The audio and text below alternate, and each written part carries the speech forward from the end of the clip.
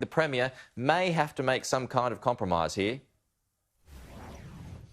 Good morning, Pete. Yeah, it's looking that way, isn't it? He was trying to make his final pitch yesterday, making that case that an extension to this legislation of an extra 12 months for state of emergency powers would simply be an insurance policy. Daniel Andrews insisting that restrictions wouldn't be in place for any longer than they had to, but these are the restrictions that need to be in to help for the safety of Victorians. But the thing is, he's got the opposition against him and he needs to get 4 of the 12 upper house crossbench MPs over the line. That's looking harder and harder to do.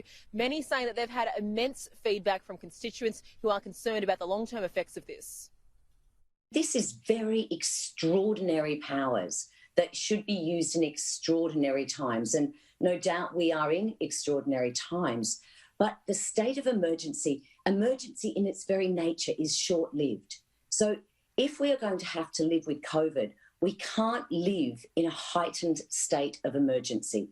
I don't want to give this government or any future government the right to call a state of emergency for a year and a half. So these powers allow authorities to enforce rules all in the name of public health and safety. The current limit in the Act is 6 months. That'll be reached in just a few weeks, which is why the state government is trying to extend it by an extra 12 months. But the backlash from crossbench MPs, it looks like Daniel Andrews may have to compromise, potentially in the form of winding that back to, say, 3 months or at least a lesser time than the 12. Well, we'll see what the Parliament delivers. We'll conduct those good faith negotiations with members of the crossbench, Rich, and that's, I think, the appropriate thing to do. And I don't want to be in any way having those discussions at a press conference like this. Meanwhile, Andrea, school students could be returning to the classroom next term.